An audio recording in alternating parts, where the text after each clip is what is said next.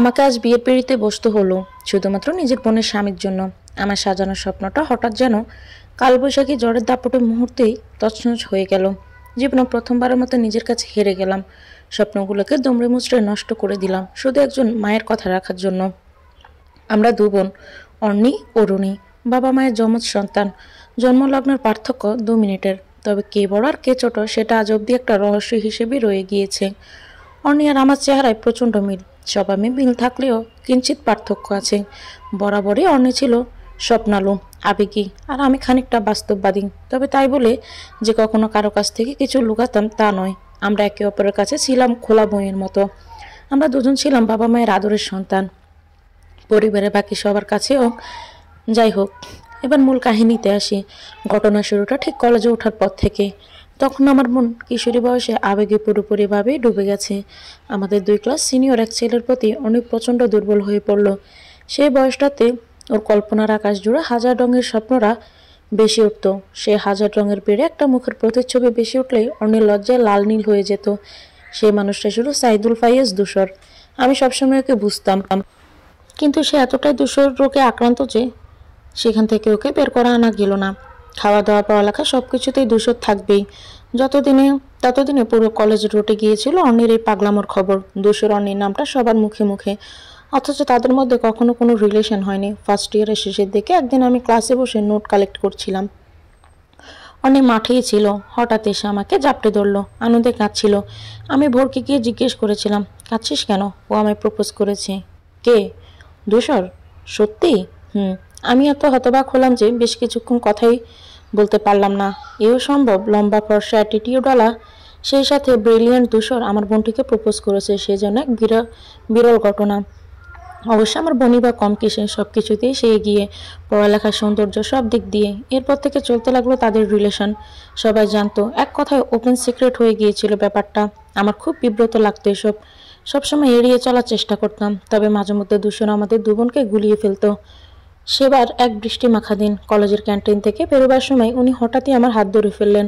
আমাকে কিছু বলার সুযোগ না দিয়ে রক্তচক্ষু নিয়ে বললেন, ফোন ধরে না কেন? বেশি সাহস বেড়েছে, থাপ্পড় দিয়ে দাঁত ফালাবো তোমার। আমি আমতা আমতা করে বললাম, কিসের ফোন? কিসের ফোন মানে? তোমাকে কাল সারাদিন ফোন দিলাম, কাটলা কেন? আমি তো ফোন কাটিনি, আর না আমার মোবাইলে কোনো কল এসেছে। উনি ধমক দিয়ে আমার হাত মুচড়ে ধরে বললেন, রিলেশনের চক্করে তোমার পড়ালেখা লাটে উঠেছে। শোনো, আগে পড়াশোনা, তারপর বাকি সব। আর আমাকে ছেড়ে যাওয়ার কথা চিন্তাতেই আনো না, তাহলে আগে তোমাকে খুন করে পরে নিজেই মরবো, বুঝলে?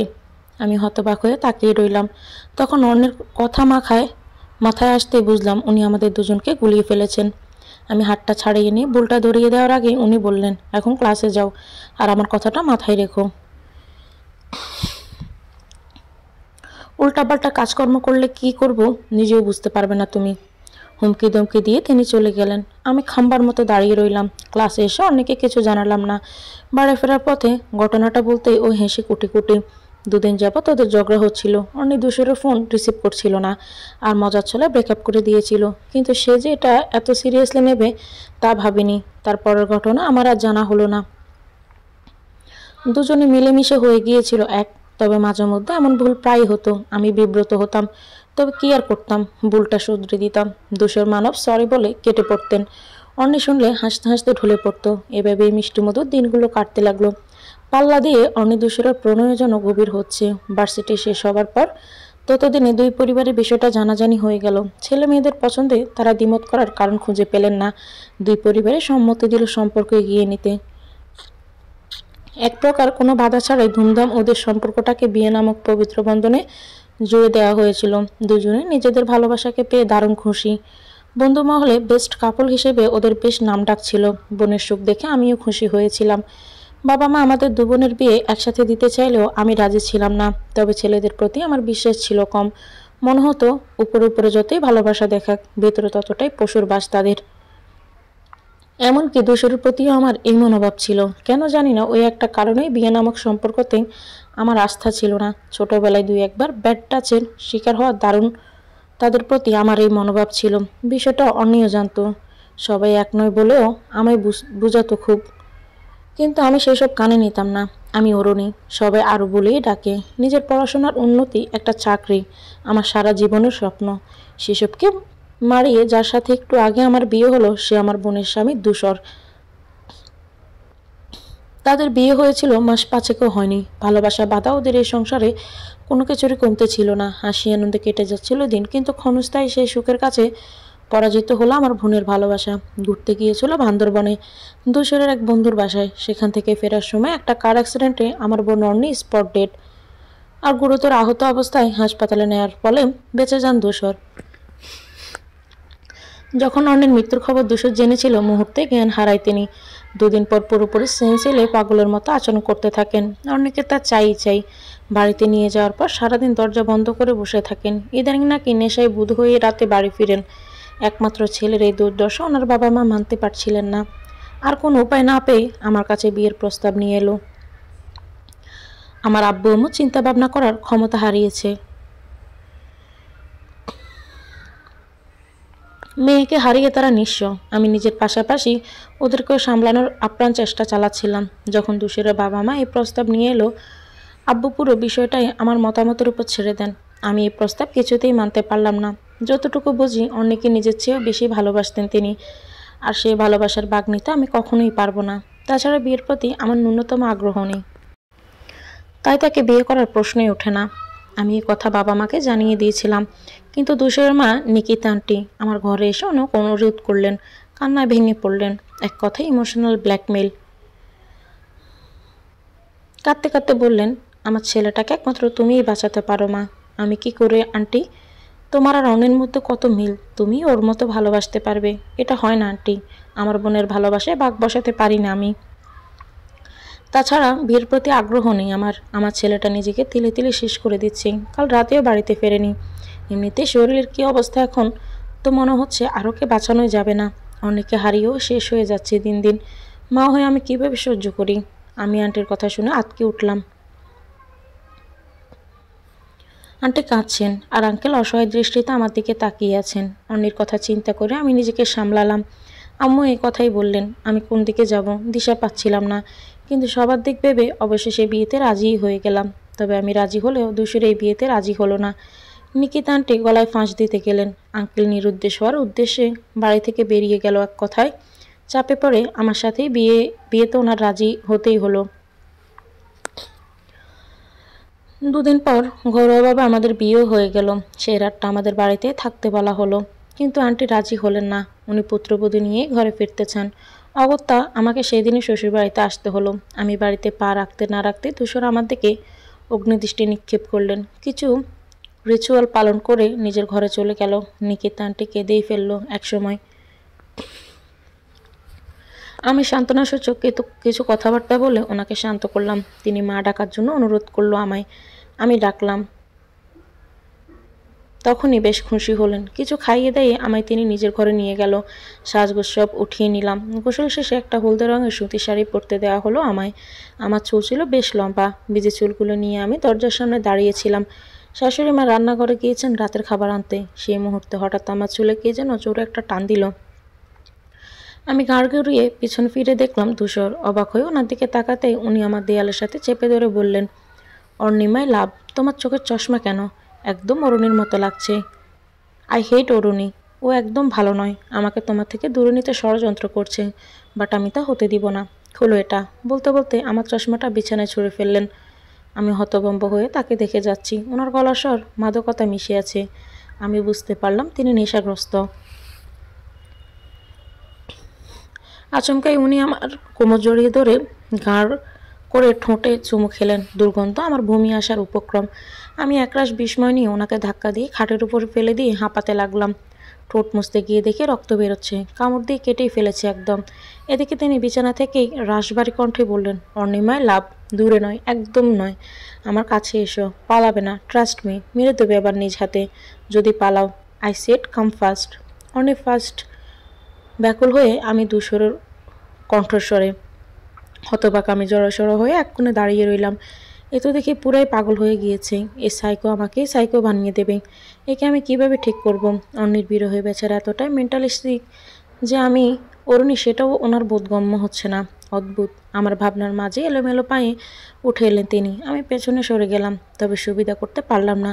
তিনি আমার আঁচল টেনে ধরলেন, ধীরে ধীরে আমার দিকে এগোতে লাগলেন। এলোমেলো পা ফেলে আমাকে ধরতে আসার আগে আমি পর্দার আড়ালে চলে গেলাম। আঁচলটা তখন ওনার হাতে শক্ত করে ধরে রেখেছেন। বুঝতে পারছিলাম না কি করব। হঠাৎ পায়ের শব্দ পেলাম। নিকিতা আন্টি বোধহয় ঘরের দিকেই আসছেন, তাই আমি আড়াল থেকে বেরিয়ে ওনার সামনে দাঁড়ালাম। ছোট ছোট চোখে ধূসর আমার দিকে তাকালেন, দাঁড়াতেই পারছেন না ঠিক মতো। আমি তার বাহু ধরে ক্ষীণ কণ্ঠে বললাম, আসুন এখানে বসুন। উনি কাঁপানো গলায় বললেন, বসলে পালিয়ে যাবে তাই না? আমি বললাম, কোথাও যাব না আমি। ছোট ছোট চোখ করে বললেন, মিথ্যে বলছো। মিথ্যে বলে লাভ কি আমায়? উনি পড়ে যেতে নিলে আমি ধরে নিলাম। নাক মুখ কষলে বললাম, ইস কি বাজে গন্ধ, কিভাবে খান এসব? ইয়াক বলে এক হাতে নাক চেপে ধরলাম। এরপর ধূসরকে বিছানায় বসিয়ে দিলাম। তিনি আমার হাত ছাড়লেন না। অগত্যা আমাকেও বসতে হলো। আন্টি তখন খাবার নিয়ে ঘরে ঢুকলেন। আমার পাশে ধূসরকে এমন উদ্ভ্রান্তের মতো দেখে আমার দিকে জিজ্ঞাসা দৃষ্টিতে তাকিয়ে রইলেন। আমি ইশারায় ওনাকে চুপ থাকতে বলে ধূসরকে বললাম, রাতে খাননি, খাবার খাবেন, উঠুন। খাবো না। না খেলে কিভাবে হবে, আপনি দুর্বল হয়ে পড়বেন। আন্টি বললেন, খেয়ে নে বাবা, এরকম করিস কেন? অন্নি তুমি খেয়েছ? আমি থতমত খেয়ে আন্টির দিকে তাকালাম। নেশার ঘরে আমাকেই অন্নি ভাবছেন, কিন্তু আমি অরুণী। পরিস্থিতি আজ কোথায় এনে দাঁড় করালো আমায়। নিজের পরিচয়টুকু বদলে ফেলতে হচ্ছে অবশ্য আমার। দু বোন তো একই রক্ত, একই প্রাণ। সেই প্রাণকে এই ঠুনকুন নামদার আর পরিচয় দিয়ে আলাদা করা যাবে না। ধূসরের চোখের দিকে তাকিয়ে আমি চোখ মাথা নাড়ালাম। তিনি বেশ কিছুক্ষণ চুপ থেকে বললেন, আমি অন্যের হাতে খাবো। আমি চমকে উঠলাম। আমার হাতে খাবে মানে? ততক্ষণে আঙ্কলে এসে দাঁড়িয়েছেন ঘরে। ধূসরের বাবা মায়ের অসহায় চাউনি আমার নজর এড়ালো না। ছেলের এই দশায় তারা কতটা কষ্টে আছেন সেটা বোধে আমি অনুভব করতে পারবো না। অগত্যা তাদের মুখের দিকে তাকিয়ে খাইয়ে দিতেই হলো। ঘরে ধূসরের চোখ মুখ বুজে আসছিল। আঙ্কেল তাকে তার ঘরে পৌঁছে দিলেন অনেক কষ্টে। তবে ধূসর আমাকে সাথে করে নিয়ে এলো। কিছুতেই আমাকে চোখের আড়াল হতে দিবে না। আঙ্কেল ধূসরকে খাটে শুইয়ে দিল। তিনি তন্ময়দের ঘুমের বিভোর হয়ে গেলেন। আঙ্কেল আমায় এটা সেটা অনুরোধ করে অশ্রুসিক্ত চোখ নিয়ে চলে গেলেন। আন্টি এসে আমার সাথে কিছুক্ষণ গল্প করলেন, দুঃখের কথা শেয়ার করলেন। তারপর আমাকে একটা শাড়ি আর ধূসরের প্রয়োজনীয় কিছু জিনিস দিয়ে আর আমাকে বিভিন্ন কথাবার্তা বলে চলে গেলেন। আজ আমার বাসর রাত। আমার কাজে ঘরে থাকতে হবে, অথচ ঘরটাতে কোনো ফুলের বালাই নেই। ধূসর সাজাতে দেননি। নিজে তো মদ খেয়ে টাল হয়ে ঘুমোচ্ছেন, আর ওদিকে আমার শ্বশুর শাশুড়ি ছেলের বিরহ হয়ে কেঁদে মরছেন। ডিভানে বসে এ কথাগুলো ভাবার সময় অন্যের উপর আমার প্রচণ্ড রাগ হলো। খুব স্বার্থপর মনে হলো ওকে। কেন এত সুন্দর সাজানো একটা সংসার ফেলে তুই চলে গেলি? তোর ভালোবাসার মানুষটা আজ কত কষ্ট পাচ্ছে, তুই দেখতে পাচ্ছিস? আমি কি কখনো তোর মতো এত ভালোবাসতে পারবো? বড্ড নিষ্ঠুরতার পরিচয় দিলি তুই অন্নি। এমনটা না করলেও পারতিস। আমাকে এরকম বিপদে ফেলার জন্য শুধু তুইই দায়ী। কিছুক্ষণ কাঁদলাম বসে বসে। তারপর নিজেকে সামলে ধূসরের কাছে গেলাম। পোশাক পাল্টে দিতে হবে। লজ্জায় আমার মাথা কাটা যাচ্ছে। পাঞ্জাবির বোতাম হাত দিতে নড়ে চড়ে উঠলেন উনি। আমি দূরে সরে গেলাম। আবারও ঘুমে মগ্ন হয়ে গেলেন। আমি পাঞ্জাবি খোলার চেষ্টা করলাম, কিন্তু তার আগেই তিনি জেগে উঠলেন। আমি ভয়ে আছি। সেন্স এখনও ফেরেনি বেচারার। যদি একবার বুঝতে পারে আমি তার অন্যি নয়, তাহলে নির্ঘাত তুলোকালাম কাণ্ড বাঁধিয়ে ফেলবেন। আমি চুপচাপ রইলাম। তিনি আমার দেখে কিছুক্ষণ তাকিয়ে আচমকা উঠে বসলেন। হুট করে বমি করে দিলেন আমার শাড়িতে। ঘটনার আকস্মিকতায় আমি হতভম্ব হয়ে বসে গেলাম। ধূসরকে বেশ ক্লান্ত দেখাচ্ছিল। আমি পারি না তখন ঘর থেকে পালাতে। আমার ওসিডি আছে প্রচণ্ড রকম। গা ঘিনঘিন করে উঠল। এক প্রকার কেঁদেই ফেলি আমি। তবুও মানবিকতার খাতিরে তাকে সাহায্য করলাম। ওয়াশরুম থেকে পানি আনলাম। পাঞ্জাবি খুলে দিয়ে পুরো গা মুছে দিলাম। পোশাক পাল্টে ওনাকে বিছানায় শুয়ে দিলাম। এরপর একরাশ বিরক্তি নিয়ে সব পরিষ্কার করে শাওয়ার নিতে গেলাম। দীর্ঘক্ষণ যাবৎ শাওয়ার নিতে নিতে ঘরে থাকা মানুষটার আর্তনাদ শুনতে পাচ্ছিলাম আমি। ঘুমের ঘরে সে অনেকে খুঁজছে, ডাকছে, ওকে আটকে রেখে দেবে, এই সেই বলেই যাচ্ছেন। বেরিয়ে এসে দেখলাম পানি খেতে চাইছে। আমি এগিয়ে দিলাম পানি। তিনি আমার দিকে ভ্রুকুটি করে তাকিয়ে রইলেন পুরোটা সময়, যেন প্রখর করে দেখছেন আমি কে, অর্ণি নাকি অরুণী। মনে মনে আমি অন্যকে উদ্দেশ্য করে বললাম, বোন আমাকে কোথায় ফেলে গেলি তুই? সকালবেলা ঘুম ভাঙলো মেঘের গর্জনে। কাজ থেকে উঠে চারিদিকে চোখ বুলিয়ে পাল্টে যাওয়া পরিবেশটা মনে দিয়ে দেখলাম বেশ বড় একটা ঘর। আভিজাত্যের ছাপ সব কিছুতেই। অনেক নিজ হাতে সব কিছুই সাজিয়েছে। ধূসর বিছানায় এলোমেলো ভঙ্গিতে পড়ে আছে। আমি দ্রুত ঘর থেকে ওয়াশরুমে ঢুকে গেলাম। উনি যদি এবার আমাকে ঘরে দেখতে পায় তাহলে না জানি কি করে। দ্রুত ফ্রেশ হয়ে ঘরের থেকে বেরিয়ে এলাম। রান্নাঘরে নিকিতা আন্টি ব্রেকফাস্ট তৈরি করছেন। আমাকে দেখে অল্প হাসলেন। ঘুম কেমন হয়েছে মা? জি ভালো। দুশোর কোনো সমস্যা করেছে রাতে? বমি করেছে একবার। তিনি উদ্বিগ্ন গলায় বললেন। সে কি? ঘাবড়াবেন না আন্টি, অতিরিক্ত নেশাদ্রব্য গ্রহণের ফলেই এমন হয়েছে। উঠেছে ঘুম থেকে? 10টার আগে তো মনে হয় না ঘুম ভাঙবে। ওনাকে চিন্তিত দেখে জিজ্ঞাসা করলাম, কিছু ভাবছেন? তোমাকে দেখে রাগারাগি করলে তুমি কিছু মনে করো না মা। না না, আমি কি মনে করব? কি করছেন? নাস্তা বানাই, আমাকে দিন, আমি করছি। করবে? জি, বাসে তো আমিই করতাম। উনি হেসে বললেন, ঠিক আছে। রুটি বানাতে পারো? খুব ভালো করেই। তাহলে রুটিগুলো বেলে দাও, আমি সেঁকে নেব। সকালের নাস্তা আমরা দুজনে মিলেই তৈরি করলাম। আঙ্কেলকে চা দিয়ে এলাম। এ বাড়িতে কোনো কাজের মানুষ নেই, বাইরে বৃষ্টি হচ্ছে। বাসায় ফোন দিয়ে সবার সাথে কথাবার্তা বললাম। তারপর দুশোরকে ছাড়াই ডাইনিংয়ে বসে পড়লাম ওনার বাবা মায়ের সাথে। খাওয়ার মাঝামাঝি পর্যায়ে আসতে সিঁড়ি দিয়ে ওনাকে নামতে দেখে আমি চুপসে গেলাম। তিনি আমাকে দেখে রেগে গেলেন। বড় বড় পাওয়ার পেলে আমার কাছে এসে গ্লাসের পানিটা আমার মুখে ছুঁড়ে দিলেন। শ্বাসরোধ হয়ে এলো আমার। আন্টি অবাক হয়ে ছেলের দিকে তাকিয়ে আছেন। আঙ্কেল রেগে গেলেন প্রচণ্ড, চিৎকার করে বললেন, এটা কি করলে তুমি? অসভ্য, বেয়াদব। দুশোর বললেন, অন্যের জায়গায় নিতে এলে এমনই হবে। ও কারো জায়গায় নিতে আসেনি। আমাদের কথাই তোমাকে সে বিয়ে করেছে, তাই যা বলার আমাদের বলো। দুশো তাচ্ছিল্যের সুরে বললেন, মানবদারে শাস্তি এসেছে। শোনো, আমার অন্যের জায়গায় আমি কাউকেই দেব না।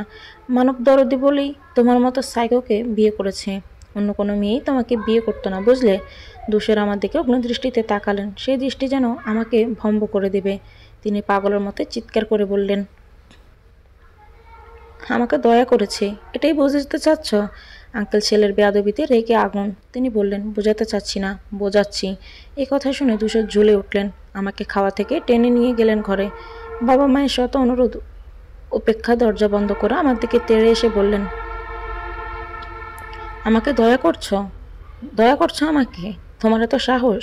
বেশি সাহস দেখিয়েছ। এর পরিণাম মোটেও ভালো হবে না।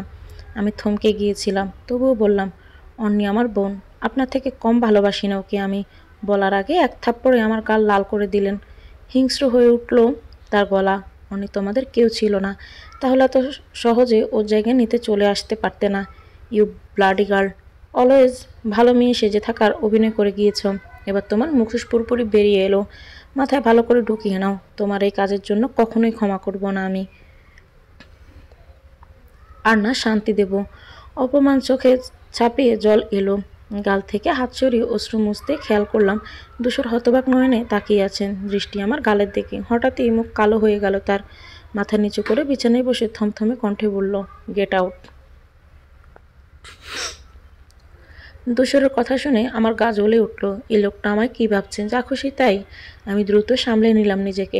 একপাশে পড়ে থাকা চশমাটা উঠিয়ে চোখে দিলাম। তারপর খুব শান্তভাবে দুশোরের সামনে দাঁড়ালাম। আকস্মিক আমাকে এভাবে দেখে চোখ তুলে চাইল। চুলগুলো হাত খোপা করে সাহস সঞ্চয় করে জিজ্ঞাসা করলাম, যাব না কোথাও। আপনার সব কথা বলা শেষ? যদিও আমার ভেতরে ভেতরে খুব ভয় করছিল, তবুও তা প্রকাশ করলাম না। তিনি বললেন, না। তাহলে বলে ফেলুন। মানে? এই যে আমাকে এত এত ডায়লগ শোনাচ্ছেন, আর কয়টা বাকি আছে? উনি রেগে গেলেন। আমি মজা করছি না। আমিও মজা করছি না। ইভেন মজা জিনিসটা আমার একদমই পছন্দও না। বেশি কথা ফুটেছে দেখছি। আসলে আপনার সাথে এর আগে আমার বেশি কথা বলার প্রয়োজন পড়েনি, তাই দেখেননি। কিন্তু অর্ণি আপনাকে বলেনি যে আমি কেমন? আমার মুখে অর্ণির নাম শুনে জ্বলন্ত দৃষ্টিতে তাকালেন। চিবিয়ে চিবিয়ে বললেন, অর্ণির নাম মুখে আনবেন একদম। বেরো ঘর থেকে। মেজাজ খারাপ হলো আমার। কি বলতে চেয়েছিলাম গুলিয়ে ফেলেছি। সঠিক সময় মুখের উপর সঠিক কথা না বলতে পারাটা আমার সবচেয়ে বড় দুর্বলতা।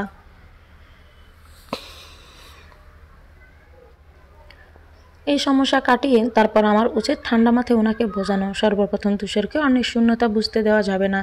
নেশা থেকে ফিরিয়ে আনতে হবে। অন্যকে আজীবন ভালোবাসুক, আমিও এটাই চাই। কিন্তু এর জন্য নিজের সুন্দর জীবন নষ্ট করার কোনো মানে হয় না। আর নিকিতা আন্টি তো কোনো দোষ করেননি, তাহলে ওরা কেন কষ্ট পাবে? এখন থাকুক আর যা ইচ্ছে করুক, আমার তাতে কিচ্ছু যায় আসে না।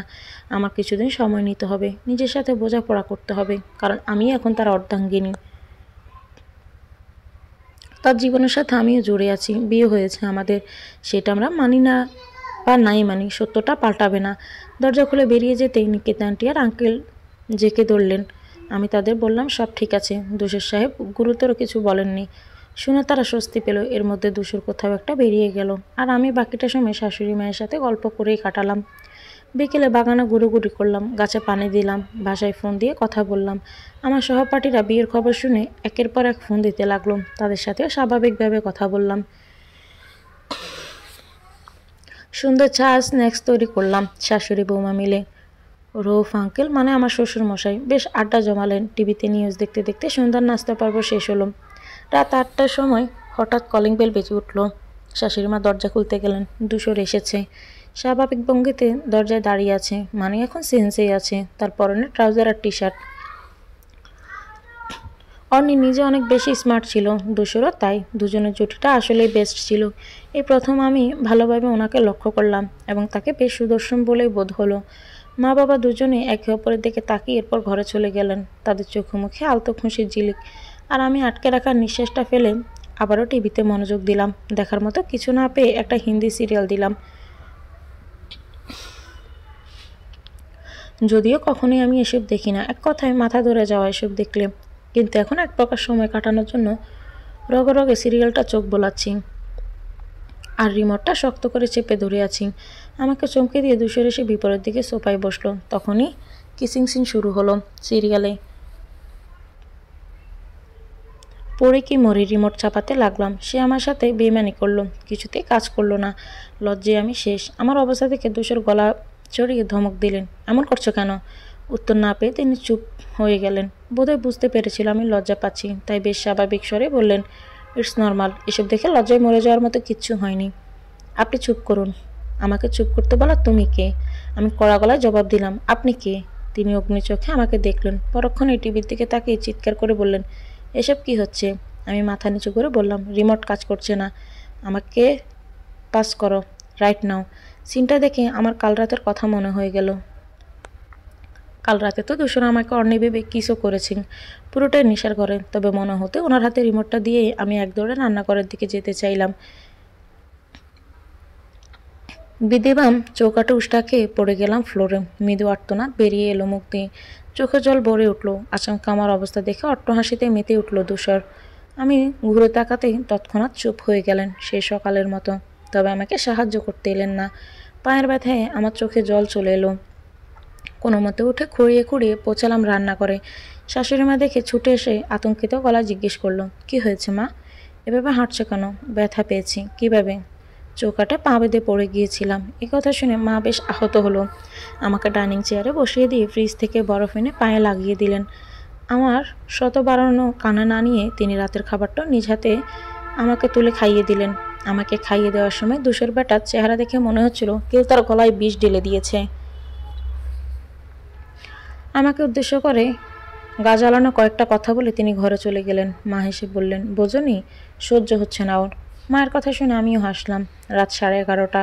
খোলা আকাশে মস্ত বড় চাঁদ, বাতাসে ঠান্ডা এবং আরামদায়ক। পায়ের ব্যথা কিছুটা কমাতেই ঘুমোতে যাওয়ার উদ্দেশ্যে ওনার ঘরে গেলাম। কাল তো মাতাল ছিল, তাই আমি যে ওনার ঘরে থেকেছি সেটা বুঝতে পারিনি। কিন্তু আজ তো জ্ঞানী আছেন, যদি আমাকে ঘর থেকে বের করে দেয়। যাই হোক, এক বস্তা সাহস জোগাড় করে ঘরে গিয়ে দেখি তিনি ল্যাপটপে কী যেন করছেন। আমাকে দেখে ব্রু কুঁচকে তাকালেন, তারপর জিজ্ঞাসা করলেন, এখানে কি চাই? আমি ঝটপট উত্তর দিলাম, ঘুমোতে চাই। উনি দাঁত চেপে বললেন, ঘুমাও, মনে করেন কেউ? আমি অবাক হয়ে বললাম, সত্যি? কিন্তু আমার ঘর থেকে বেরিয়ে যাও। যা ভেবেছিলাম তাই। এই সাইকেল সজ্ঞানে থাকাকালীন কোনোভাবে আমার কথায় অ্যালাউ করবে না।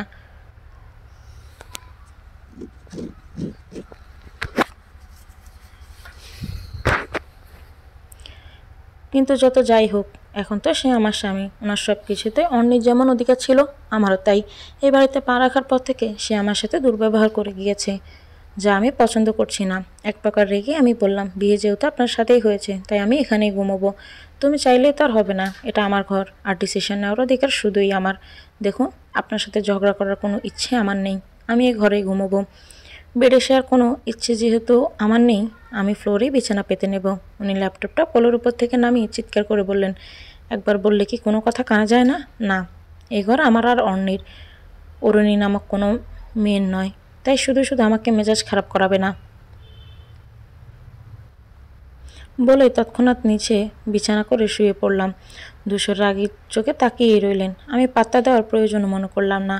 মাথা ব্যথা হচ্ছে প্রচুর। চোখ বন্ধ করার আগে দেখলাম ধূসর বোতল নিয়ে বসেছেন। রাগ হলেও আমি কিছু বললাম না। নেশাখোরের সাথে একঘরে থাকা, যা কখনো কল্পনা করেনি, সেটাই আজ বাস্তবে হচ্ছে। মাঝরাতে ঘুম ভাঙতেই দেখলাম ধূসর আমার পাশে, কাঁথার ভিতরে ঢুকে আমায় জড়িয়ে ধরে আছে। আমার চোখে মুখে হাত বোলাচ্ছে। আচমকা পেটের উপর থেকে শাড়ি সরিয়ে চুমু খেতে আমি ফ্রিজড হয়ে গেলাম। গোড়ার মাঝে অন্নি অন্নি বলে ডাকছেন। বিশ্রীমাদর গন্ধে আমার দম বন্ধ হয়ে যাবার জোগাড়। আমি তাকে দূরে ঠেলে দিলাম, কিন্তু সে আবার নিজের কাছে টেনে নিল আমায়। ভয় বিস্ময়ে আমি কি করব বুঝে উঠতে পারছিলাম না। তবে কোনো মতে চাইছিলাম না দুজনের মধ্যে কিছু হয়ে যাক। প্রাণপণে তাকে সরানোর চেষ্টায় মত্ত হলাম, কিন্তু তার পুরুষালী শক্তির সাথে আমি পেরে উঠলাম না। আমাকে কোলে তুলে বিছানার দিকে অগ্রসর হতেই আমি ধূসরের বুকে পিঠে কিলঘুষি দিতে লাগলাম। সে আমার হাত দুটো মুঠোয় আটকে বলল, শব্দ করো না। আমি ব্যাহত কণ্ঠে বললাম, আমি অরুণী। তৎক্ষণাৎ চোখ মুখ কুচকে গেল ধূসরের। ও তোমার বোন? তোমার চেহারার সাথে অনেক মিল। আমার মায়া হয় অনেক সময়, কিন্তু কিন্তু ও খুব স্বার্থপর। আমি পছন্দ করি না ওকে। অন্নি, তুমি ওর নাম নেবে না। I hate Aruni. এলোমেলো কণ্ঠস্বর ধূসরের। কথাগুলো বেশ তিক্ত। আমার বুক ভেঙে কান্না পেল। কেঁদেই ফেললাম। জোর দিয়ে বলার চেষ্টা করলাম, আমি অন্নি নই। জ্বালিও না জান, তুমিই আমার অন্নি। বলে কপালে ঠোঁট বসিয়ে গভীর চুমু আঁকলেন। আমি ছটফট করে উঠলাম। ছাড়া পাওয়ার জন্য। প্রয়োজন নেই আমার এসবের। যেখানে অন্যের আদরে ভালোবাসায় ভাগ বসাতে হয়, তারই পরিচয়ে। ধূসর মস্তিষ্কে অবশ্য আমার কোনো কথাতেই পাত্তা দেওয়ার পক্ষে ছিল না।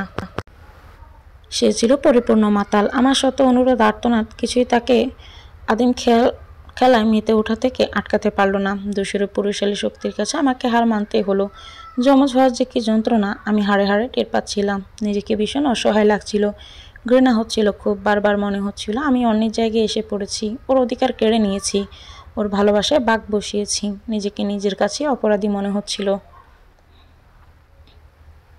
দোষর তো স্বাভাবিক অবস্থায় ছিল না, কিন্তু আমি তো ছিলাম, এবং সম্পূর্ণ ব্যাপারটা তার মনেও থাকবে না, ভুলে যাবে। তখন দোষ আমার হবে, এর দায় আমারই হবে। কিছুতেই মানতে পারছিলাম না এই বিষয়টা। সারা রাত চোখের পানি ফেললাম। আমি বুঝি এমন নিষ্ঠুর নিয়তি? ভাগ্যে এটাই লেখা ছিল। এতটা অসহায় কখনো বোধ করিনি আমি। তুষার আমায় শক্ত করে জাপটে ধরেছিলেন। আদরের বেড়ালের মতো বুকে নিয়ে ঘুমালেন, যেন ছাড়লেই আমি পালিয়ে যাব। না না, আমি নই। ধূসরের অর্ণিকে তো তিনি পছন্দই করেন না। ভোরের আলো ফোটার আগে আমি ধূসরের বাহুডোর থেকে অনেক কষ্টে বেরিয়ে এলাম। শাড়ি কাপড় পেঁচিয়ে একদৌড় ওয়াশরুমে চলে গেলাম। ভাবতে কষ্ট হচ্ছিল আমার সাথে এটা কি হলো। দীর্ঘক্ষণ সময় নিয়ে গোসল সেরে বেরিয়ে এলাম। নামাজ পড়ে নিলাম। ঘরটাকে ভালো মতো গুছিয়ে দিলাম। ধূসরের বুকে পিঠে নখের আঁচড় দেখে আঁতকে উঠলাম। এসব দেখলে ভাববে আমি এর অসহায়ের অবস্থায় সুযোগ নিয়েছি। চাদর দিয়ে ভালো করে তাকে ঢেকে দিলাম। এলোমেলো চুলগুলো কপাল থেকে সরিয়ে দেওয়ার সময় আমার হাত এত মায়া লাগলো যে কপালে অবহেলিতভাবে পড়ে থাকা চুলগুলো সরিয়ে দিলাম। সে আমারই স্বামী, তার ভালোবাসার প্রয়োজন। সেই মুহূর্তে মনের কোণে বারবার উকে দিচ্ছিল একটা কথা, অন্যের জায়গা অন্যেরই থাকুক, আমার নিজের একটা জায়গাও তৈরি করতে হবে অরুণী হিসেবে। দীর্ঘশ্বাস ফেলে ধূসর ঘুম থেকে ওঠার আগেই আমি ঘর থেকে বেরিয়ে এলাম। মাথাটা ভীষণ বার হয়েছিল। মা আমায় চা বানিয়ে দিলেন। ধূসরও খোঁজ নিলেন। রাতে কোনো নেশা করেছে কিনা, তার আমার সাথে খারাপ ব্যবহার করেছে কিনা বাবা জানতে চাইলেন। যদিও দুটোই তিনি করেছেন, কিন্তু আমি তাদের বুঝতে দিলাম না কিছু। চা খেতে খেতে বাবা জানালেন তারা দুজন আজ বোনের বাড়ি বেড়াতে যাবেন, কয়েকদিন থাকবেনও। আমি সব কিছু একা সামলাতে পারবো কিনা জিজ্ঞাসা করলেন। আমিও হ্যাঁ বলে দিলাম। মজার ব্যাপার হলো ধূসরকে ছাড়া সামলানোর মতো আর কিছুই নেই। মায়ের কাছ থেকে জেনে ধূসরের পছন্দের খাবার তৈরি করলাম, খিচুড়ি আর অমলেট। এগুলো করতে করতে অনেক সময় লেগে গেল, কিন্তু আমার অতি যত্নে রান্না করা খাবারগুলো সে তো মুখেই তুলল না। উল্টো সেগুলো নিয়ে ময়লার ঝুড়িতে ফেলে দিল। আঙ্কেল রেগে জিজ্ঞাসা করলেন, খাবার ফেললে কেন? ওর রান্না করা খাবার আমায় কেন দিলে? কোনো স্বার্থপর মেয়ের রান্না আমার গলা দিয়ে নামবে না।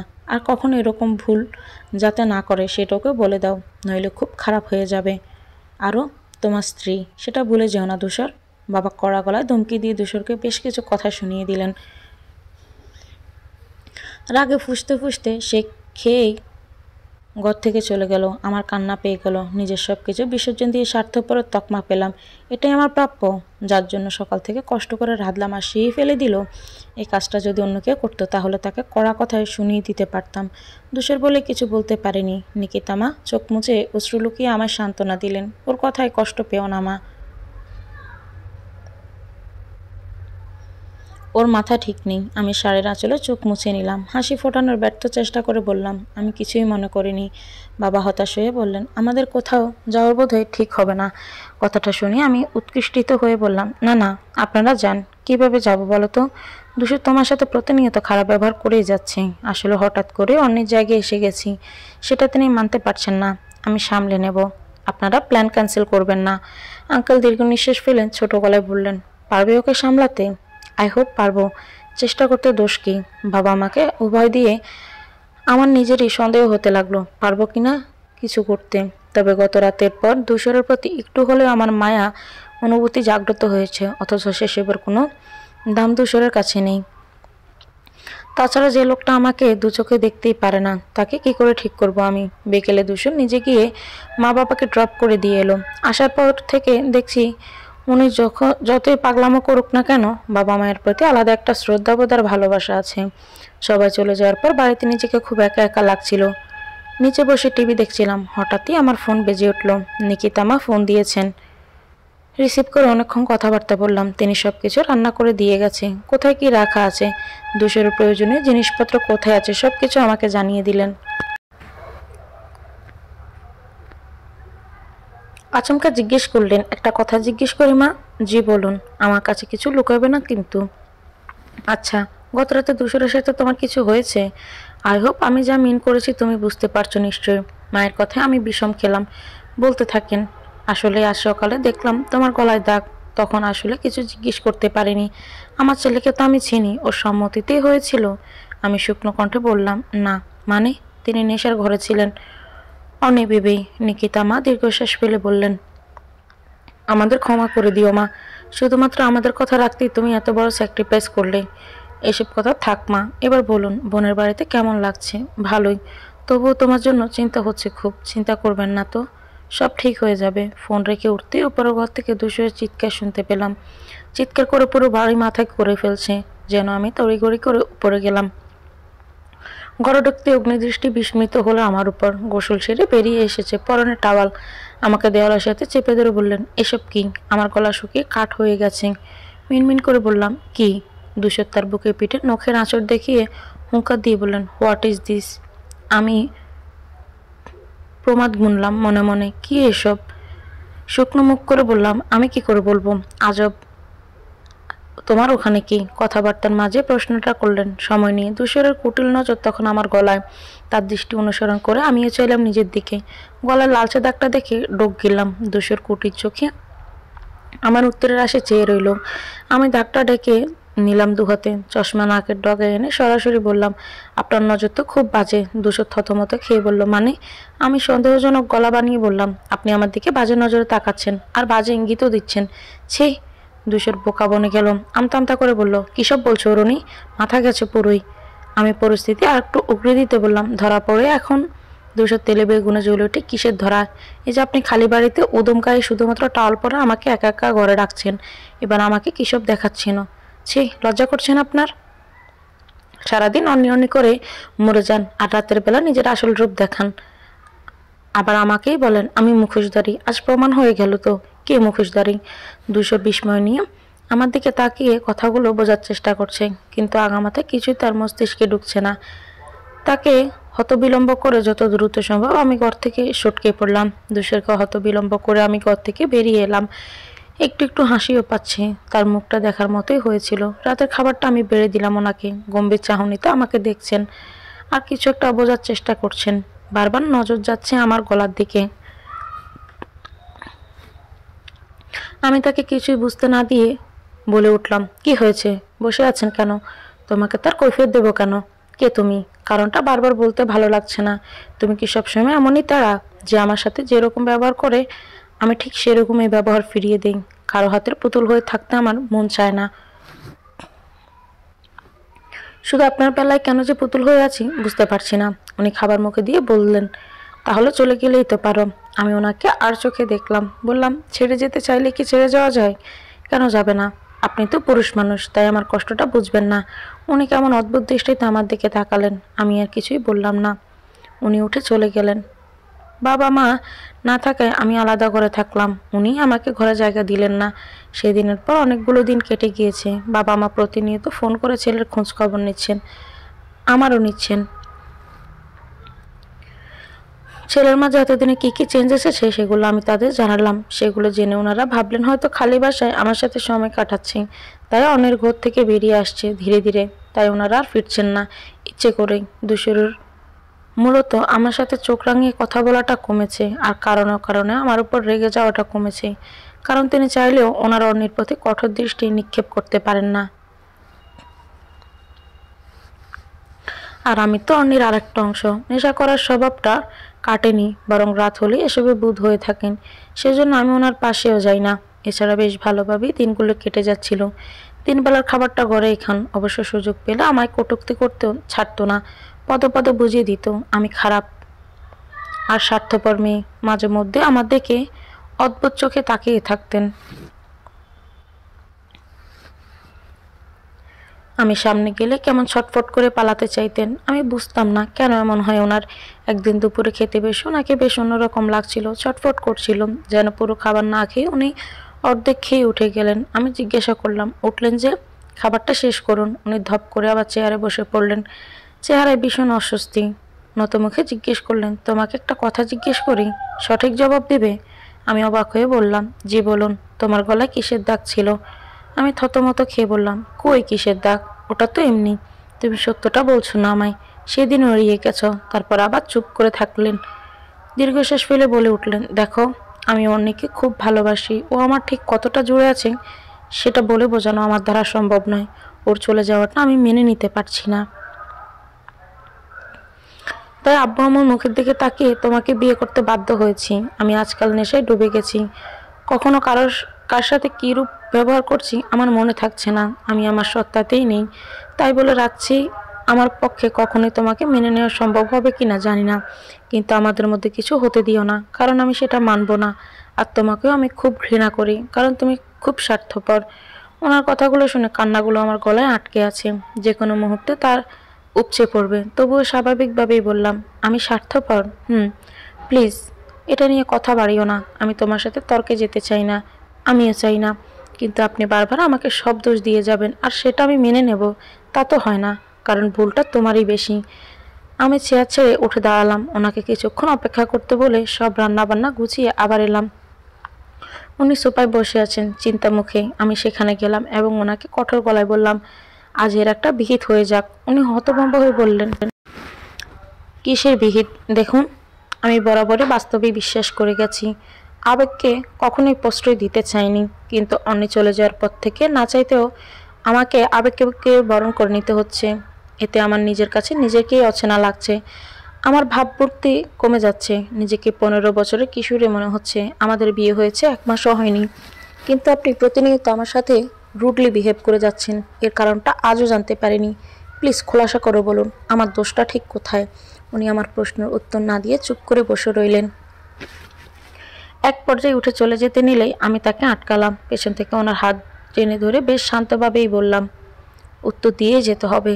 তোমার দোষ, তুমি স্বার্থপরের মতো আমায় বিয়ে করেছ। করে লাভটা কি হলো? লাভ ক্ষতির হিসেবটা তুমি ভালো করেই জানো, কিন্তু আমার লাভের লাভ কিছুই তো হলো না। সব কিছু আপনি ভোগ করলেন একা, আর আমি হলাম দোষের পাত্রী। আমি কি এতই ঠঙ্কো? আপনি কি ভাবেন যে আমি বানের জলে ভেসে এসেছি? কি করেছি আমি? আপনি কিছুই করেননি। আমি বোকা ছিলাম। আপনাকে অন্যের ঘর থেকে বের করে আনার জন্য আব্বু আম্মু আমাকে ইউজ করে গেছেন। অন্যের কথা ভেবে আমিও সেটা করে গিয়েছি। বিনিময়ে আমি কি পেয়েছি? আপনার এই বিশাল সম্পত্তি নাকি টাকা পয়সা? না, সেসব কিছুই পাইনি। পেয়েছি আপনার অবজ্ঞা, অবহেলা, বিষাক্ত কথাবার্তা, আর হয়েছে ভোগের সামগ্রী। আমার সব স্বপ্ন বিসর্জন দিয়ে আপনার সেবায় মত্ত ছিলাম। বিনিময়ে আমাকে স্বার্থপর উপাধি পেতে হলো। ভালো, অনেক ভালো, তাই না? তারপর একটু থেমে অভিমানের ঠালায় বললাম, সব কিছুর জন্য দায় অর্ণি। আমি কখনোই ওকে ক্ষমা করব না। নিজে চলে গিয়ে আমায় এমন একটা নরকে এনে ফেললো যে আমি তার উত্তাপ সহ্য করতে পারছি না। বড্ড ক্লান্ত আমি। উনি ভ্রুকুটি করে আমায় দেখছেন। আমি কথাগুলো বলতে বলতে হঠাৎ ফুঁফিয়ে কেঁদে উঠলাম। উনি কি কখনো বুঝতে পারবে না যে আমি ওনাকে একটু হলেও ভালোবেসে ফেলেছি? না, কোনোদিনও বুঝবে না। কান্না থামাতে আমি দৌড়ে চলে গেলাম। উনি নির্বাক হয়ে সেখানেই দাঁড়িয়ে রইলেন। ঘরে এসে কাঁদলাম অনেকক্ষণ। নিজের কষ্টটা আর একা বইতে পারছি না আমি। দুজনের কাছে আমি আজও একই রয়ে গেলাম, স্বার্থপর। চোখ মুখ মুছে রাতের খাবার না খেয়ে আমি দোতলার কোণে একটা ঘরে শুয়ে পড়লাম। এখন আমি এটাতেই থাকি। দরজায় দাঁড়ালে বিপরীত দিকে থাকা ধূসরের ঘরটা দেখা যায়। কাল হাত থেকে পড়ে চশমাটা ভেঙে গেছে, মাথাটা বড্ড ব্যথা করছে। কান্নাকাটি করার ফলে ক্লান্ত হয়ে গেছি। খুব তাড়াতাড়ি ঘুমিয়ে পড়লাম। ধূসরকে দেখার কোনো ইচ্ছেই হলো না। ভোরের মিষ্টি রোদ চোখে পড়তেই আমার ঘুম ভেঙে গেল। আর মোড়া ভেঙে উঠে বসলাম। শাড়ির আঁচল পিঠের নিচে পড়ে আছে। তাড়াতাড়ি তুলে নিলাম, শাড়িটা ঠিক করলাম, চুলগুলো হাত খোপা করে ফ্রেশ হয়ে নিচে এলাম। খুব স্বাভাবিকভাবে চা নাস্তা তৈরি করলাম। 9টা বেজে গেল। কাজ করতে করতে নাস্তা ডাইনিংয়ে রাখতে ধূসর নেমে এলো। চুল উস্কো খুস্কো, চোখ মুখ ফোলা ফোলা, টলমল পায়ে সিঁড়ির রেলিং ধরে নামছে। আমি শুধু তাকিয়ে রইলাম। বললাম, আপনার খাবার দিচ্ছি, খেয়ে নিন। উনি ততক্ষণে নেমে এসে টেবিলে বসেছেন। বললেন, আমি ফ্রেশ হইনি, পরে ফ্রেশ হবেন, আগে খেয়ে নিন। আমি তো সারা সকাল আপনার জন্য বসে থাকবো না। উনি অদ্ভুত কণ্ঠে জবাব দিলেন, অন্নি হলে বসে থাকতো। আমি কটমট করে বললাম, আমি তো আপনার অন্নি নই, ইভেন আমি আপনার কিছুই হই না, তাই আমার কাছে এসব আশা করবেন না। জানো, আমি কিন্তু বাবা হতাম। এই কথা শুনে আমি যেন আকাশ থেকে পড়লাম। কি বলছে উনি? আমি অবাক হয়ে প্রশ্ন করলাম, বাবা হতেন মানে? অনি প্রেগন্যান্ট ছিল। আপনি এটা আমাদের বলেননি কেন? বলে কি হতো? অন্যকে ফিরিয়ে দিতে পারতে। আর আমাদের সন্তানকে? জানি না আমি। অ্যাক্সিডেন্টের 2 দিন আগেই জানতে পারলাম আমাদের সন্তান আসতে চলেছে। বাসায় খবরটা জানাতে চেয়েছিলাম, কিন্তু অন্নি বলল ও সবাইকে সারপ্রাইজ দিবে। আর আসার পথে তো আমাকে জীবনের সবচেয়ে বড় সারপ্রাইজটা দিয়ে দিল। ছেড়ে চলে গেল আমায়। আমি হতবিলম্ব হয়ে বসে রইলাম। উনি চায়ে চুমুক দিতে দিতে বললেন, কাল রাতে একটা অদ্ভুত ঘটনা ঘটেছে। কি? তোমাকে বলতেই তো নিচে এলাম। ও, আপনি কিন্তু আজকাল আমার সাথে অনেক কথাও বলেন, অনেক ফ্রি মাইন্ডেড। অনেক খোঁচাটা ধরতে পারলেন। রেগে বললেন, বলি, কারণ বাসায় কথা বলার মতো কোনো মানুষ নেই। আমাকে আপনার মানুষ মনে হয়? বাহ, সরি, মিস্টেক হয়েছে। আসলে তুমি মানুষ নও, তুমি একটা ডিম পাড়া মুরগি। আমি উঠে চলে যেতে নিলাম। উনি দমকে বললেন, বসো এখানে। কথা শেষ হয়নি। আমি বসলাম। রাগটা গিলে নিয়ে শক্ত হয়ে বসে রইলাম। কথাগুলো বলার সময় ওনার চোখগুলো স্বপ্নালু হয়ে উঠল। থমথমে গলায় বলতে থাকলেন, খুব সুন্দর একটা বাগান, মিঠা রোদ্দুর চেয়ে আছে চারপাশ। ঘাসের উপর আমি একা বসে আছি। হঠাৎই অন্নি এলো। ওর কোলে একটা ফুটফুটে বাচ্চা। আমাকে বলল বাচ্চাটার খেয়াল রাখতে, কিন্তু আমার কোলে না দিয়েই হাওয়ায় মিলিয়ে গেল। আমি অবাক হয়ে বললাম, অন্নি এসেছে মানে? কোথায় ও? স্বপ্ন ছিল, কিন্তু অনুভূতিটা খুব বাস্তব। আমি বুঝতে পারছি না ও কী জন্য এসেছে, আর বাচ্চাটাকে আমার কোলে না দিয়ে কেনই বা চলে গেল। মানে কি এর? আমি হেসে বললাম, মানেটা বলি। বলো। আপনি বাচ্চা সামলাতে পারেন না, সেটা অন্নিও বুঝে গেছে, তাই আপনার কোলে না দিয়ে চলে গিয়েছে। উনি রেগে বলে, স্টপ ইট। আমি জানি ওটা আমাদের সন্তান ছিল। আমি দেখেছি বাচ্চাটা কি নিষ্পাপ। আমার দিকে তাকিয়ে হাসছিল। আমি মজার ছলে বললাম, আচ্ছা, স্বপ্নের মেয়েটা অন্নি না হয়ে যদি আমি হই? কারণ আমাদের চেহারা তো এক। আপনি হয়তো ধরতে পারেননি ওটা অন্নি বা অরুণী ছিল, আর অরুণীর কোলে একটা বাচ্চা। উনি আমার দিকে কড়া চোখে তাকালেন, গম্ভীর গলায় বললেন, ওটা যদি তুমি হতে, তাহলে আমি কখনোই বাচ্চাটাকে নিতে চাইতাম না। আমার মুখ থেকে হাসিটা উধাও হয়ে গেল। বললাম, কেন নিতে চাইতেন না কেন? আমি তোমার কোনো কিছুই দিতে চাই না, আর বাচ্চা সেটা তো নয়। তোমার থেকে কে সন্তান চেয়েছে? আমার সন্তান শুধু অন্যের হবে, অন্য কারো নয়। মনে রেখো অরুণী। দিগন্ত জুড়ে আকাশ সাতরঙা হাসি মাখা রোদ্দুর। ভোরবেলায় আকাশের এমন রূপে মুগ্ধ হলাম। শেষ রাতের দিকে বৃষ্টি হয়েছিল। ঠান্ডায় জমে যাবার মতো অবস্থা। কম্বল মুড়ে দিয়েও 2 চোখের পাতা এক করতে পারিনি। হঠাৎ কফির তৃষ্ণা পেল আমার। উঠে নিচতলার রান্নাঘরে গেলাম। কাউকে দেখতে না পেয়ে নিজেই 1 মগ কফি তৈরি করলাম। চিনি ছাড়া ব্ল্যাক কফি। খেতে দারুণ লাগে আমার। আজকের দোয়া ওঠা গরম কফিটার দিকে তাকিয়ে ওর খুব ইচ্ছে করছে ধূসরের উপর ছুঁড়ে ফেলতে, কিন্তু তিনি এখন সামনে নেই। নাহলে ঠিক ওনার হাতে ফেলতাম, আর পোড়া লাল চামড়াটা দেখতাম মন ভরে। বেটা আমার সাথে পাঙ্গা নিস, নেশাখোর। মনে মনে হাজারো গালে দিয়ে আবিষ্কার করলাম আমার নিজের খুব হালকা লাগছে। কেমন পৈশাচিক আনন্দ হলো আমার, কিন্তু ভাবনাটাকে দমিয়ে রেখে আকাশের সৌন্দর্য দেখায় মনোযোগী হলাম। পূর্ব দিকে লালচে সোনালি সূর্যের উকি দিচ্ছে, বৃষ্টিতে সতেজ হওয়া প্রকৃতি বাতাসে দুলছে। বাগান থেকে ভর ভোর করে আসছে হাসনা হেনার সুবাস। ধূসরের নাকি খুব অপছন্দ এই সুবাসটা, কারণ তিনি জানেন আমি খুব ভালোবাসি হাসনা হেনার সুগন্ধ। আর যেটা আমার পছন্দ সেটা ধূসরের কোনোদিনই পছন্দ নয়। বিপরীত মেরুন একটা মানুষ। আজকের ভোরটা আমার জীবনের সেরা সকালের সূচনাগুলো একটি যেন। আজ মনটা ভীষণ উৎফুল্ল, কোনো এক অজানা কারণে। বাবা মা ফিরেছেন 3 দিন হলো। ওদের সামনে ধূসর আমার সাথে কোনো খারাপ ব্যবহারই করেননি। তিনি বুঝতে চান যে উনি ভালো হয়ে গেছে। এমনই ওনার ঘরে থাকার পারমিশন অবধি দিয়েছেন, যদিও সম্পর্কটা আমাদের ভেঙে যাওয়ার মতোই। আমি ওনার খুব করে খেয়াল রাখছি, ওনার পোশাক আশাক ধুয়ে দেই, পছন্দের খাবার তৈরি করি, ভালো ব্যবহারও করি। উনি এগুলোর কোনো দামই দেন না। দুপুরে মায়ের সাথে হাতে হাতে ঘর গুছিয়ে দিচ্ছিলাম। ধূসর বাবার সাথে এক আত্মীয়ের বিয়ে খেতে গেছে, যেতে তো রাজিই হয়নি, জোর করে নিয়ে যাওয়া হয়েছে। মা জিজ্ঞেস করলেন, ধূসর কি এখনো আগের মতোই?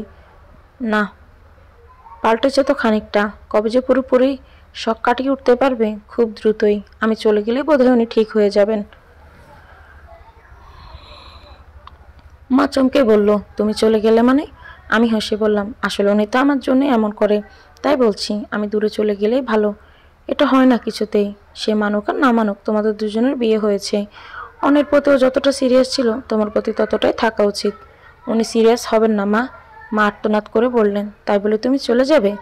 তুমি কি মানো না ও তোমার স্বামী?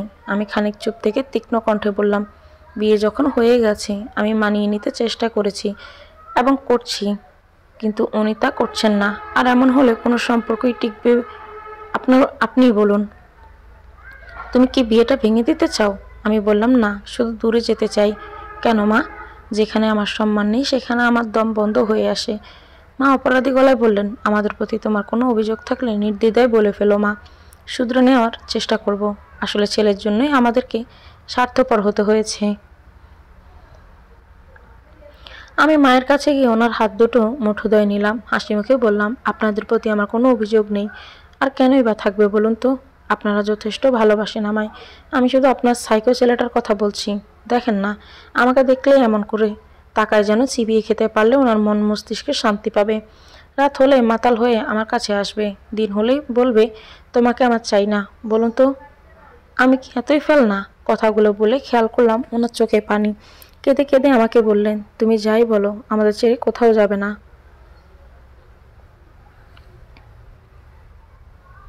না হলে আমি এবার ঘর সংসার ছেড়ে বনবাসী হব। ছেলে থাকুক তার ইগো নিয়ে। আপনারা কেন ছেড়ে যাবেন? এটা আপনার বাড়ি, আপনার সংসার। আমার দিন ফুরিয়ে গেছে, এখন তো সবই তোমার। আমার ছেলেকে ভুল বুঝো না তুমি মা। দরকার হলে আমি ওকে বোঝাবো, তার দরকার নেই। উনি ওনার মতো চলুক। জানেন সেদিন আমায় কি বলল? মা উৎসুক কণ্ঠে জিজ্ঞাসা করলেন, কি? আমি দীর্ঘশ্বাস ফেলে মাকে সেদিনের ঘটনাটা খুলে বললাম। শুনেই মা রেগে গেল, তীক্ষ্ণ স্বরে চেঁচিয়ে বলল, মানে? কি ভেবেছেটা কি ও? জীবনটা এতই সহজ? তোমাকে সে বিয়ে করেছে আর বাচ্চা মানবে না? অরুণী, তুমি কি ওকে বলনি যে সেদিন রাতে কি হয়েছে তোমাদের মধ্যে? আমি মাথা নিচু করে জবাব দিলাম। উনি আমার কাছে হাত রেখে ঘাড়ে নিঃশ্বাস ফেলে বললেন, বলে দাও মা। বলে দেব? তারপর জানো কি করবে? উনি কিন্তু আমাকে কয়বার জিজ্ঞেস করেছিলেন এই বিষয়ে। তুমি বলনি কেন? যদি আমাকে সুবিধাবাদী ভাবে? বাবা বাবির কিছু নেই, ওর উপর অবশ্যই তোমার অধিকার আছে। তুমি সুবিধার হওয়া যাই হও, সে কেন তোমাকে জোর করলো? দোষটা সম্পূর্ণ ধূসরের। আমি অবাক হয়ে বললাম, মানে? সে কেন নিজেকে সামলাতে পারলো না? এটা ওটার দোহাই দিয়ে আবার আর কতদিন? সব কিছু মেনে নেওয়া যায় না। যাই হোক, তোমাদের বিয়ে হয়ে গেছে এতদিন হলো। তোমার বাবা ফোন করেছিল, ওই বাসায় তো যাওয়া হয়নি এখনো। ধূসর ফিরোক ওর সাথে কথা বলে দেখি। উনি যাবে না আমি নিশ্চিত। আমার উপর ছেড়ে দাও বিষয়টা। আচ্ছা। রাতের বেলা ঘুমানোর জন্য আমি নিচে বিছানা করেছি। আমার সময় ধূসর ঘরে আসলেন, চোখ মুখে বিরক্তিভাব, যেন এই দুনিয়ার সব প্রাণী আকাশ বাতাস ওনাকে জ্বালাচ্ছে। দরজা লাগিয়ে সোজা ওয়াশরুমে ঢুকলেন, গোসল সেরে বেরোলেন, পরনে টাওয়াল। আমি চোখ মুখ কুচকে বললাম, আপনার কি কোনো লজ্জা নেই? নির্লজ্জ কোথাকার। উনি রেগে বললেন, এখানে নির্লজ্জের কিছু নেই, বাট ইউ আর শেমলেস। আপনার মাথা বাড়ি যাবে বলে খুব আনন্দ হচ্ছে তাই না? যাবে তো যাও, মাঝখান থেকে আমায় ফাঁসিয়ে দিলে। আমি ভাব নিয়ে বললাম, বিয়ে করেছেন আর ফাঁসবেন না, এমনটা হয় নাকি? কিছুদিন পর তো আর আমার আঁচল ধরে বসে থাকবেন, চোখে হারাবেন। তিনি জ্বলন্ত চোখে তাকিয়ে বললেন, নো নেভার, দেখা যাবে। দুশো রেগে হট হয়ে আমার চশমা খুলে নিয়ে মেঝেতে আছাড় মারলেন, যার ফলে সেটা ভেঙে গেল। আমি রেগে বিছানা থেকে উঠে ওনার সামনে দাঁড়িয়ে চিল্লিয়ে উঠলাম। একটানে ওনার টাওয়াল খুলে দিয়ে বুঝতে পারলাম কি ভয়ঙ্কর কাণ্ড করে বসেছি। উনি আহাম্মকের মতো চেয়ে আছেন, আমি ভয়ে উল্টো দিকে ঘুরে দাঁড়িয়ে আছি। মনে মনে সব সুর আওড়াতে লাগলাম, এটা আমি কি করে বসলাম? তিনি দ্রুত টাওয়ালটা পরে নিয়েই রেগে বললেন, হোয়াট দ্য হেল অরুণী, তোমার মাথায় কি সেন্স নেই? এত বড় ধেড়ে মেয়ে হয়ে এসব করতে তোমার লজ্জা করলো না? আমার মান সম্মান নিয়ে টানাটানি, থাপ্পড় খাবা? খাওয়ার খুব শখ হয়েছে বুঝি? Answer me. আমি রাগে কাঁপতে কাঁপতে বললাম, আপনি আমার চশমা ভাঙলেন কেন? তেজ কমবে না তাও? স্টুপিড কোথাকার, আপনার নিজের দোষটা দেখে পরে আমার উপর চিৎকার করবেন, বুঝলেন? আপনি সবসময় আমার প্রতি অন্যায়। একটা দীর্ঘশ্বাস ফেলে বাক্যটা শেষ না করে চুপ করে গেলাম। গিয়ে মেঝেতে পাতানো বিছানায় শুয়ে পড়লাম। ধূসর ভয়ঙ্কর দৃষ্টিতে তাকিয়ে আছেন। আমি কাঁথার ভিতর মুখ লুকালাম। মশাই ততক্ষণে বিছানায় উঠে বসেছেন, ড্রিঙ্কস নেওয়ার পায়তারা করছেন। মায়ের কথাগুলো মনে হতে হঠাৎ করে আমি কাঁথার ভিতর থেকে মুখ তুলে বললাম, রাতে এসব গিলবেন না। এই সময় আপনি নিজের মধ্যে থাকেন না, যদি কিছু ঘটে যায় তখন কিন্তু আমার দায় নেই। এই 3 দিনও আপনি মাতাল হয়ে কত কিছু করেছেন, এবার এসব বন্ধ করুন। দুশোর অবাক হয়ে বলল, কত কিছু করেছি মানে? আমি মনের জোর খাটিয়ে চোখ বন্ধ করে শান্ত স্বরে বলে দিলাম, একজন স্বামী স্ত্রীর মধ্যে যা হয় তাই, সেজন্য সতর্ক করে দিলাম, ডোন্ট কাম টু। তিনি তৎক্ষণাৎ আমার কাছে এসে আমাকে টেনে তুললেন, বিস্মিত হয়ে বললেন, তার মানে সেদিন রাতে? সেদিনও। দুশোর আমাকে ধাক্কা দিয়ে দূরে সরিয়ে দিল, মাথা চেপে ধরে জোরেই বলল, তুমি সত্যি একটা সুবিধাবাদী লোভী মেয়ে অরুণী। তোমার প্রতি আমার ধারণাগুলো একটু হলেও পাল্টেছিল, কিন্তু সেসব তুমি নিজেই ভুল প্রমাণ করে দিলে। আমি বারবার তোমাকে জিজ্ঞাসা করার পরও তুমি আমাকে প্রশ্নের উত্তর দাওনি, আর আজ এসব বলছো। কি করে পারলে আমার অসহায় অবস্থায় সুযোগ নিতে? বলো। আমি শুধু চুপ করে ওনার কথাগুলো শুনে গেলাম। ধাক্কা দিয়ে দূরে সরিয়ে দেওয়ার খাটের কোণাতে পড়ে মাথায় বাড়ি খেয়েছি। তার উপর চশমাও নেই, মাথা সহ পুরো শরীর বড্ড ব্যথা করছে। শরীর আশার হয়ে আসছে, মাথাটা বার লাগছে। আমি কাঁদছি না, একটুও, ভীষণ খারাপ লাগছে, কিন্তু ওনাকে সেটা বুঝতে দিচ্ছি না। ঠিক আগের জায়গায় গিয়ে শুয়ে পড়ে শরীরের কাঁথা টেনে নিলাম। আস্তে করে বললাম, এখন কিছু বলতে পারছি না, আমি ঘুমোবো। বলার মতো কোনো মুখ নেই বলেই লুকাচ্ছ। আমি কথা বাড়াচ্ছি না, আপনি ঘুমিয়ে পড়ুন। ভালো মানুষ সাজা হচ্ছে তাই না? বেশ ভালো অ্যাক্টিং। জানেন তো, আমার ভীষণ ইচ্ছে ছিল হিরোইন হওয়ার, কিন্তু অভিনয় জিনিসটা আমার এত অপছন্দ যে হিরোইন হওয়াটার হয়েই ওঠেনি। ভিলেন হয়ে আমার জীবনে প্রবেশ করেছো, এত কিছু জানি না। লাইটটা অফ করে দিন, ঘুম পাচ্ছে আমার। উনি আমার নর্মাল বিহেভিয়ারে আরও রেগে গেলেন। এক গ্লাস পানি এনে আমার উপর ছুঁড়ে মারলেন। আমি ধরফড়েই উঠে দাঁড়ালাম, শাড়ি ভিজে একাকার। ওনার দিকে মিটিমিটি করে তাকানোর চেষ্টা করছি। জানি না তখন আমার কি হলো। আমি ওনাকে কাছে টেনে আনলাম এবং ওনার ঠোঁটে ঠোঁট বসিয়ে দিলাম। ওনাকে জাপটে ধরলাম এমনভাবে যে আমাকে ছাড়তেই পারছে না। নিজের না তো শক্তি দেখে আমিও বা খানিকক্ষণ পরও ওনাকে ছেড়ে দিয়ে দেখলাম উনি রাগী এবং বিস্মিত চাহনিতে আমার দিকে তাকিয়ে আছেন। ধমকে উঠে জিজ্ঞাসা করলেন, এটা কি করলে তুমি অরুণী? আদর করলাম। তোমার সাহস তো কম নয়। জি, আমি বড্ড সাহসী, এক থাপ্পড়ে দাঁত ফেলে দেবো, অসভ্য মেয়ে। আমি বিকারগ্রস্ত মানুষের মতো বললাম, আমি যাকে পেলে অসভ্য, আপনি আমার কাছে এলে সেটা সভ্য বুঝি? তোমাকে আমি এই অধিকার দেইনি যে আমার সাথে এমন করবে, আমিও দেইনি। ফ্রিতে আমায় ইউজ করেছেন সবাই, এবার আমি খানিকটা উসুল করলাম। বাজে মেয়ে কোথাকার, জানতো? ঘুমিয়ে পড়ুন, বেশি রাত জাগা ভালো নয়। তোমার পারমিশন নিয়ে চলতে হবে নাকি? আমি দুর্বোধ্য হাসলাম। মাথা ব্যথা ক্রমশই বাড়ছে, ভীষণ ক্লান্তিতে আর এক পাও ফেলার শক্তি নেই আমার। ধপ করে নিচে বসে পড়লাম। অবশেষে চারপাশ অন্ধকার হয়ে এলো আর আমি জ্ঞান হারালাম। ড্রিম লাইটের নিভাল আলোয় ঘরটায় মায়াপুরী লাগছে। চারপাশের গুমট অন্ধকার আর জানালা দিয়ে আসা ঠান্ডা বাতাসে আমি শিউরে উঠছি বারবার। মাথাটা ভার হয়ে আছে। শরীর নাড়ানোর চেষ্টা করে ব্যর্থ হলাম। একে আমি নড়তে পারছি না কেন? আর একবার ঘটনা পর্যবেক্ষণ করে বুঝতে পারলাম আমি বিছানায় শুয়ে আছি। অবাকের চরম শিখরে পৌঁছালাম যখন দেখলাম আমি দুশোরের বুকে শুয়ে আছি। ঘেমে নিয়ে একাকার আমি, বেশ ভালোই লাগছিল এভাবে থাকতে। মৃদু আলোয় ওনার মুখটাকে কি নিষ্পাপ দেখাচ্ছে। চুলগুলো কপালের কাছে লেপ্টে আছে। আমি হাত দিয়ে সরিয়ে দিলাম। খপ করে আমার হাত চেপে ধরে অস্পষ্ট স্বরে বলে উঠল, ঘুমাও অর্নি। আমার মনে পড়ে গেল কিছুক্ষণ আগের কথা। এখনো অর্নি? অরুণিতার কিছুই নাই। তৎক্ষণাৎ আমি ওনাকে ধাক্কা দিয়ে সরিয়ে বিছানায় উঠে বসলাম। তাতে ওনার ঘুম ভেঙে গেল। চোখ কষলে উঠে বসে বাতি জ্বালালেন। উদ্বিগ্ন গলায় বললেন, ঠিক আছো এখন? কেন, আমার কি হয়েছিল যে আমি ঠিক নেই বলে মনে হলো? তুমি তো জ্ঞান হারিয়েছিলে। ও, বিছানায় এলাম কিভাবে? উনি কাঁচামাচু করে বললেন, আমি নিয়ে এসেছি। আমি কড়া চোখে জিজ্ঞেস করলাম, কেন? তোমাকে অসুস্থ দেখাচ্ছিল, ভাবলাম নিচে শুলে কষ্ট হবে, তাই নিয়ে এসেছি। ধূসর, আপনি শুধু আমার শারীরিক কষ্টটার কথাই ভাবলেন। আমার মনের উপর দিয়ে যে কি কালবৈশাখী ঝড় বয়ে যাচ্ছে সেটা বোঝার চেষ্টা করছেন না কেন? আপনার নামটার মতোই কি আপনার হৃদয়ে ধূসর মেঘের রূপ ধারণ করেছে? এত নিষ্ঠুর কেন আপনি? কথাগুলো মনে আসতে আমার চোখ বেজে উঠল। ছোট্ট করে বললাম, থ্যাঙ্কস বলে নিচে এসে শুয়ে পড়লাম। উনি বললেন, চাইলে উপরে শুতে পারো, আমি এখানেই ঠিক আছি।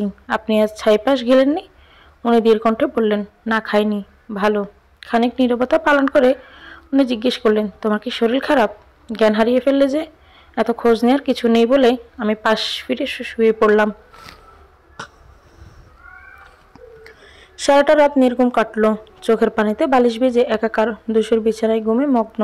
সব কথা বলে দিয়ে নিজেকে একটু হালকা লাগছে, কিন্তু আর নয়। আর কিছুদিন ধূসরের সামনে থাকলে আমি পাগল হয়ে যাব। কাল বাড়ি যাব ভেবে কান্নাটা আরো গাঢ় হলো। সকালবেলা খুব স্বাভাবিকভাবেই সবার সঙ্গে বসে নাস্তা খেলাম, গল্প ছেলাম, বাগানের গাছগুলোতে পানি দিয়ে এলাম। সম্প্রতি আমি একটা বিড়াল পুষি, নাম রেখেছি কিসমিস। ওর একমাত্র আমার সময় কাটানোর প্রধান মাধ্যম। দুচোখে সহ্য করতে পারে না, বিড়াল দেখতে পারে না এমনটা নয়, শুধুমাত্র একটা আমার বলেই। তার উপর একদিনও ওর কোলে উঠতে মলত্যাগ করেছিল। একদিন খিমচা দিয়েছিল, বারান্দায় গাছগুলো কামড়িয়ে ফালা করেছে। আর একবার ওনার ভাগের ইলিশ মাছটা খেয়ে নিয়েছিল। তারপর থেকে কিসমিস ওনার শত্রুতে পরিণত হয়েছে। কাল সন্ধ্যায় ও কিসমিসকে ধমক দিয়েছে, কারণ বেচারির বেবি হবে। ওকে বাইরে কোথাও রেখে আসতে বলেছে। আমি আর মা ওনার প্রতিবাদ করেছি, আর বাবার বকা শুনে উনি কিসমিসকে বের করে দিতে পারেননি। আমি বিজয়ের হাসি হাসছিলাম, আর উনি চোখ রাঙিয়ে বলেছিলেন, কিসমিসের সাথে তোমাকে বের করে দিতে পারলে শান্তি পেতাম। দুজনেই অসহ্য। আজ কিসমিসকে ফেলে যেতে খুব খারাপ লাগছে। ওকে খাবার দিতেই ফ্যাল করে আমার দিকে তাকালো, যেন কিছু বলতে চায়। তখন ধূসর সিঁড়ি দিয়ে নামছিল। কিসমিস একবার ওনার দিকে একবার আমার দিকে তাকায়। ধূসরকে নামতে দেখে আমি সেখান থেকে চলে এলাম। আমাদের বাসায় সবার জন্য মা নানা রকম খাবার দাবার, দই মিষ্টি দিয়ে দিলেন। ধূসরও যাবে। সন্ধ্যায় আমরা রওনা হলাম। মা বাবা বারবার বলে দিলেন খুব তাড়াতাড়ি যেন ফিরে যাই। গাড়িতে আমি পেছনের সিটে বসে জানালা দিয়ে বাইরে তাকিয়েছিলাম। পুরোটা সময় সন্ধ্যাবেলা শহরটাকে উপভোগ করে রাত 8টায় আমাদের বাসায় এসে পৌঁছালাম। আব্বু আম্মু চাচিমা ফুফিরা আমাদের দেখে খুব খুশি হলেন। ঘটা করে খাবারের আয়োজন করলেন।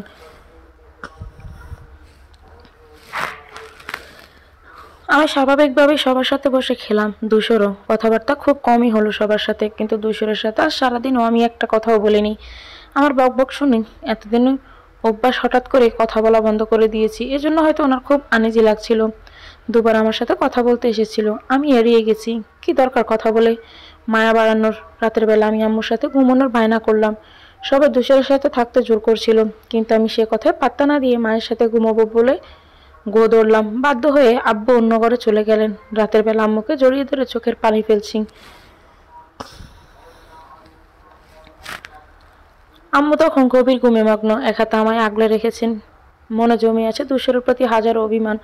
উনি তো একবার হলেও বলতে পারতো ওনার সাথে থাকতে। প্রতি রাতে নেশার ঘরে হলেও আমাকে নিজের বুকে জড়িয়ে ধরে ঘুমোতেন। উনি কি কখনোই বুঝতে পারবেন না আমি এতে কতটা সুখী ভাবতাম নিজেকে? এই 2 মাসে আমার অভ্যাসে পরিণত হয়েছে উনি। এটা কি উনি জানতে পারবেন না কোনোদিন? মানুষের জীবন কতই না বিচিত্র। ধূসরের মতো এরকম একটা মানুষকে সবাই নিজের জীবনসঙ্গী হিসেবে আশা করেন, কিন্তু আমি তা কখনোই করিনি। এরপরও নিয়তির লিখন মেনে নিয়েছি। কিন্তু ওনার এই দুর্ব্যবহার আমার আর সহ্য হচ্ছে না। অথচ আমাদের মেয়েদেরকে সবসময় সবকিছু মানিয়ে চলতে হয়, কারণ আমাদের ধৈর্য শক্তি বেশি। এই এক ধৈর্য শক্তির কারণে কি আমাকে সব অন্যায় অবহেলা মুখ বুঝে সহ্য করতে হবে? একটা শিক্ষিত স্টাবলিশড মেয়ে হয়েও আমাকে সবাই প্রতিনিয়ত ব্যবহার করে যাচ্ছে। কেন? আমার কি মান নেই? আমার চাওয়া পাওয়া কি থাকতে পারে না? সেটা কি অপরাধ? অনি তো মরে গিয়ে বেঁচে গেল, আর আমি ওর বোন বলেই সব এসে আমার ঘাড়ে পড়লো। আমি এসব যন্ত্রণা নিয়ে কি করে বেঁচে থাকবো? মরে যেতে ইচ্ছে করছে আমার। আমি মরে গেলে কি উনি খুব সুখে থাকবে? ওনার হৃদয়ের মোহনী তো অন্যই থাকবে। আমি কখনো অন্যের সাথে ওনার হৃদয়ে জায়গা নিতে পারবো না। মেঘমুক্ত আকাশ, বৃষ্টি রোদের ঝলকানিতে দূরের বাড়িগুলো চকচক করছে। আকাশে উড়ে যাচ্ছে সাদা বকের দল, তাদের গন্তব্য বহুদূর।